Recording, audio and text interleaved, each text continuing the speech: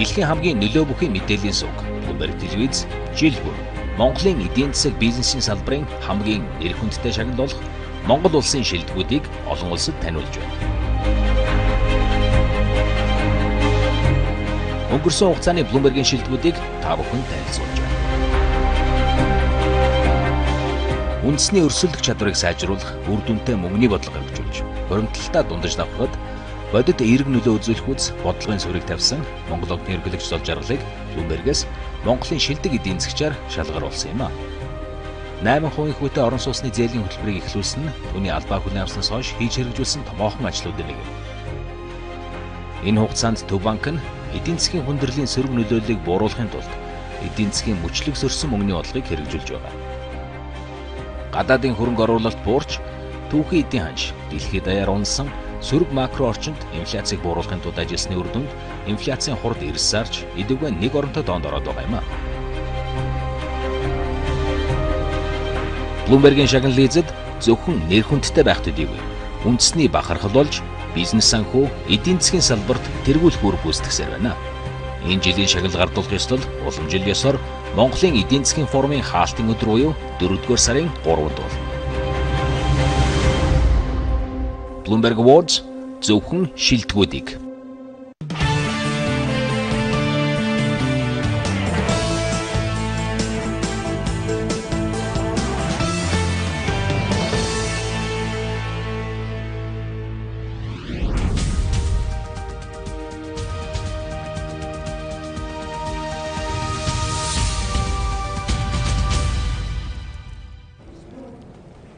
Бизнесийн төв зөвлөлбөр танд үргэлжлэн шууд төрсөөр нэг удаагийн Монголд бүтээцгээ булангаар бид дотоодын арьс ширний үйлдвэрлэл болон арьс ширэн бүтээгдэхүүнийг онцолж байгаа. За Монгол улсад бол нийтдээ 35 үйлдвэр яг арьс боловсруулах чиглэлээр үйл ажиллагаа явуулж байгаа юм байна.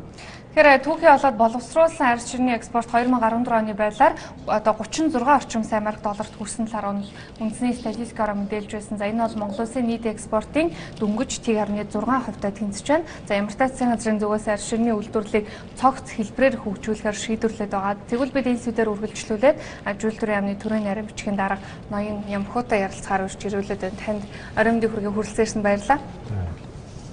Тэгэхээр мэдээж бас арьс ширний үйлдвэрлэлийн салбарыг харахаар за экспортын хэмжээ бол 36 орчим сая $, нийт экспортын ердөө тэг зүүнний 6%. За аж үйлдвэрийн салбарт эзлэх яг энэ салбарын хэмжээ ердөө тэг зүүнний 2% гэсэн ийм статистик тоонууд харагдаж байна. Зүгээр энэ бол мэдээж хангалтгүй тоонууд гэж харж байгаа. Зүгээр яг энэ салбарыг цогц байдлаар хөгжүүлэхдээ яг ямар чиглэлд бодлого занжиж байгаа юм? Угтаач бол яг 35 үйлдвэр, 90 үйлдвэр байгаа юм л да. Гэхдээ энэ дотор нөгөө хагас боловсруулах, тэгээд боловсруулах, бэлэн бүтээгдэхүүн үйлдвэрлэдэг одоо хамгийн сүүлийн шатанд нь хийдэг энэ үйлдвэрүүдийг бүгдийг оруулахад хийж байгаа. Энэ 35 үйлдвэр гэдэг бол үндсэндээ энэ урд байгаа арьс ширний үйлдвэрийн хашаан дотор энэ 30 үйлдвэр нь байгаа. Тэр үйлдвэрүүдийн тухай ярьж байгаа. Тэгэхээр Монгол улсныг 10 сая ширхэг арьс жилдээ гарч байна. Энээс 8 сая 200 мянган бол богийн арьс, 800 мянган бод малын арьс. Ингээ боловсруулаа гаргахаар одоо хагас боловсруулсан хэлбэрээр 40 тэрбум төгрөгийн арьс гараа явчихж байгаа. За тэгээд хамгийн сүүлийн бэлэн бүтээгдэхүүн хэлбэрээр экспортлж байгаа нь бол нэг 4 тэрбум төгрөгийн бүтээгдэхүүн үйлдвэрлэж байна. Гэхдээ арьсны үйлдвэрүүд дээр хамгийн гол асуудал одоо энэ гол үйлдвэрүүд төвлөрсөн байгаа энэ арьс ширний үйлдвэрийн хашаанд бол одоо 2017 оны 12 сарын 30-ны байдлаар 30-наас өмнө энэ арьс боловсруулах үйлдвэрүүд бүгдээрээ Улаанбаатар хотоос гараад эмээлтэд хотоос гаргаад өгсөн 200 га газар дээр төвлөрөх ёстой. Тэгэхээр энд нэг том асуудал үүсэж байгаа. За энэ үйлдвэрүүд гарсан тохиолдолд тэнд дид үтс байх. Ерөөсөө юу ч байхгүй. Тэгэхээр одоо энэ асуудлыг яах вэ гэж бид нар ярьж байна л да. За энээс гадна ер нь арьсны үйлдвэрүүдийг одоо хэрвээ цаашаа ингээд техник технологийн шинжилээд хөгжүүлээд эцсийн бүтээгдэхүүн хийдэг болгоод ингээд явах юм бол ирээдүйн нэлээд гайгүй байгаа. За ямар ч усны үйлдвэрүүдийг бодвол хамаагүй ирээдүйтэй байгаа. Яагаад гэвэл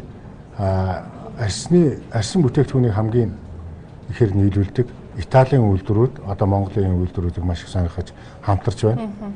Тэгээд өөрийнхөө хагас бэлэн бүтээгдэхүүнээ их хэмжээгээр гаргадаг. Тэрний нэг хэсэг нь бол шууд Итали руу гаргаж байна. Тэгэхээр өмнө нь энэ үйлдвэрүүд дээр бол тодорхой хэмжээний засгаас дэмжлэг нь очсон ч гэсэн эрх зүйн орчин бас нөгөө талаасаа тодорхой хаалттай байдаг байсан болохоор энэ үйлдвэрүүдийн хувьд нэг талаасаа дэмжиж байгаа юм шиг нөгөө талаасаа одоо дэмжихгүй байгаа юм шиг тиймэрхүү байдал үүссэн. Тэр нь юу гэвэл нэг талаасаа эндээс зээл өгөөд энэ эцсийн бүтээгдэхүүн үйлдвэрлэх шатыг нь дэмжиж байгаа ч гэсэн нөгөө талаасаа бас лиценз өгөөд чөлөөтэй арсыг гадагшаа түүхийгээр нь гаргах болцоог нь тавьчихад байсан. Тэгээд 2013 он 14 онд бол засгийн газрын 300 330 гээд хоёр тогтоол гараад энэ бодын арсыг тодорхой хэмжээгээр хаачихсан. Тэгтэл энэ хооронд нэг удаагийн зөвшөөрөл энэ төр аваад гарч байсан. Тэгээд сая нэг удаагийн зөвшөөрөл аваад гарна гэхээр манайх зогсоолцсон. Гэтэл энд одоо энэ 10 сая арсыг боловсруулах хүчин чадал нь бол энд 14 сая арсыг боловсруулах хүчин чадал байна. Гэтэл гарч байгаа нь дөнгөж 10 сая. Тэгэхээр адаглаад энэ анхан шатны боловсруулалтыг энэ үйлдвэрүүдэд хийгээд гаргах хэрэгтэй гэсэн бодлогыг барьж байгаа. За энэний дараачийн шатн дээр бол энэ хагас боловсруулалтын бүтээгдэхүүнүүдийг эцсийн бүтээгдэхүүн болгож хувирах үйлдвэрүүдийг дэмжнэ. Тэгэхээр сая одоо энэ Чингис бондын их үүсвэрээс тэгээ хөгжлийн банкны их үүсвэрүүдээс энэ үйлдвэрүүдийг дэмжих тал дээр маш их хэмжээний зээл өглөө л дээ. Энэ зээлүүд бол одоо энэ үйлдвэрүүдийг үндсэндээ сэргээгээд босгоод ирж байна. Одоо жишээлбэл энэ Монгол шивро гэдэг юм уу Булгарын үйлдвэрүүд нар бол хүчин чадалтай хурж ажиллаж чаддаггүй байсан үйлдвэрүүд одоо нөгөө талаасаа түүхий эдөө цогцолж авч чаддаггүй байсан. Тэрийг ихэвчлэн одоо гадны түүхийгээр нь гаргадаг тэр 8 арсад алдчихдаг байсан. Засгаас дэмжлэг өгсөний дараагаар ямар ч байсан нэг жил 2 жилийнхаа түүхий эдийг цогцолж авч байгаа. Тэгэхээр үйлдвэрүүдийг дэмжиж эхлэхээр дараачихын шатны үйлдвэрүүд өөрсдөө гарч ирэх боломжийг өргөдүүлж байна.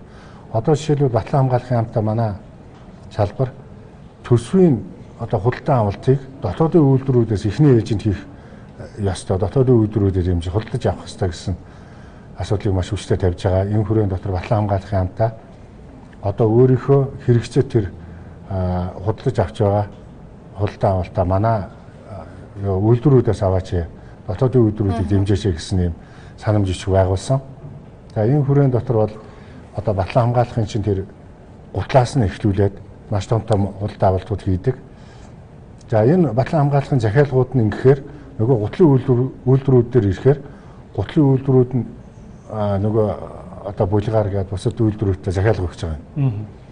Тэгэхээр энэ захиалгууд нь эргээд бие бинийгээ дамжсан энэ одоо кластер маягийн энэ үйлдвэрүүдийг бүгдийг нь босох бололцоо бүрдүүлж байна. Тэгэхээр энэ худалдан авалтын нэг том хэсэг нь бол энэ дотоодын төсвийн худалдан авалт байна.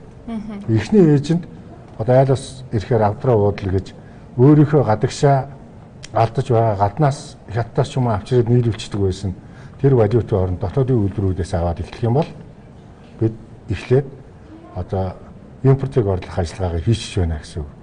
За энэний дараачих нь зээлээр дэмжиж технологи тоног төхөөрөмжөөр дэмжиж үйлдвэрүүдээ эцсийн бүтээгдэхүүн үйлдвэрлэх шат руу явуулж байгаа юм. Тэгэхээр одоо 3 дахь шатныхын дэмжлэг бол бид эрх зүйн дэмжлэгийг үзүүлэе гэж байна. Энэ дээр бид үйлдвэр технологийн паркийн хуулийг одоо боловсруулаад дуусч байна. Ингээд одоо өргөн барих гэж байна. Татварын дэмжлэг байх уу? Татварын дэмжлэг байх уу энэ? Яг энэ үйлдвэрийн технологийн парк дээр бол одоо жишээлбэл энэ арширны үйлдвэрийн хашааг бид нар үйлдвэр технологийн цогцлбор гэдгээр болгочих гэж. За ингэсэн тохиолдолд энэ дээр нөөтийн татвар, за үндсэн хөрөнгийн татвар, за гайлаар орж иж байгаа тэр импортын гайлын татвар, тэгээд үл хөдлөх хөрөнгийн татвар гэдэг маш олон татваруудыг тодорхой хугацаанд чөлөөлөхөөр бид төслийн хийж яана л да. Ингэсэн тохиолдолд энэ үйлдвэрийн цогцлбороос нэгэнт л одоо гаднаас орж иж байгаа түүхийд одоо бусад зүйлээ бүгдийг татварын хөнгөлт үзсэн болохоор хамгийн бага үнэтэй өрсөлдөх чадвартай тийм бүтээгдэхүүн гарч ирнэ. Тэгэхээр энэ үйлдвэрүүд хэрвээ экспортын бүтээгдэхүүнээ гаргасан тохиолдолд эднэрт маш том давуу тал үүсэж байгаа. Дотоод руу гарах юм бол энэ үйлдвэрүүд дотоодын татварын орчин руу орчино. Тэгэхээр эдэнд экспорт нь гаргах сонирхол нь бий болж байгаа. Тэгэхээр ийм сонирхлыг бий болгохын тулд бид одоо цогцлбор маягаар ингэж хөгжүүлье. зохицол бүр олгоод ингээд явуулъя гэсэн тийм эрх зүйн орчин бүрдүүлж байна. Тэгэхээр бидний урилгыг хүлээн авч студид хүрэлцэн ирсэн танд маш их баярлалаа. Студид ажил үйлдвэрийн яамны төрийн нарийн бичгийн дарга ноён Нямхүү хүрэлцэн ирж бидэнтэй ярилцлаа. Монгол улс бол 2014 онд 35.8 сая долларын арьс ширээ экспортлсон ба арьс шир боловсруулах үйлдвэрлэлийн талаар бэлтгэсэн сурвалжлагыг үргэлжлүүлээд та бүхэн хүлээн авч үзнэ үү? Монгол улс жилдээ 8-10 сая ширхэг бодын арьс бэлтгэдэг нь 120-150 тэрбум төгрөгөөр үнэлэгддэг байна. Үүний 4/1-ийг үндэсний үйлдвэрлэгчид боловсруулж, үлдсэн үеийг түүхий болон анхан шатны боловсруулалтаар урт түвш рүү гаргадаг. Харин боловсруулсан арьсны 60% дотооддоо эцсийн бүтээгдэхүүн хийхэд зарцуулдаг бол үлдсэн үеийг Европын холбоо болон Азийн 10 гаруй орн руу экспортлж байна. Мөн арьсыг боловсруулснаар бүтээгдэхүүний үн цэнийг 6 дахин, бэлэн бүтээгдэхүүн болгосноор 8 дахин өсөх боломжтой гэсэн тооцоог хуучнаар үйлдвэр хөдөө аж ахуйн яам гаргасан байна. Харин Монголын арьс ширний үйлдвэрлэлийн холбооноос энэ салбарын борлуулалт 1.1 их 80 төгрөгөд хүрэх боломжтой гэж үзэж байна. Бид бол ер нь жилдээ бол 1.1 их 80 төгрөгийг олж болдог салбар гэж арьс ширний салбарыг бас ойлгож байгаа. Энэ лөө бид бол зүтгэн одоо энд бид эзэн нэг цагт хүрэх байхаа гэж бодож байгаа. Мөн одоо бас нэг 20 гаруй мянган ажлын байрыг бий болох ийм салбар. Монголын үйлдвэрлэгчид арьс ширээр гутал, сахин хувцас, бээли, жижиг идэл үйлдвэрлэн дотоодын зах зээлээ нийлүүлэхээс гадна экспортод гаргадаг. Одоогоор Монгол улс дэлхийн худалдааны байгууллагын хөнгөлтийн ерөнхий системийн хүрээнд Европын холбоонд арьс шир хөнгөлтөө нийлүүлж байгаа. Тэгвэл Монгол улс Япон улстай эдийн засгийн түншлэлийн хилцээ байгуулснаар арьс шир болон түүгээр хийсэн гутал, идэн, цүнх, төрөч, бээли зэргийг шатараатай буурах замаар нар улсад нийлүүлэхээр болоод байна. Ингэснээр 7 жилийн дараа Япон улс импортын тарифыг тэглэх боломжтой болох юм аа. Bloomberg хаширдана.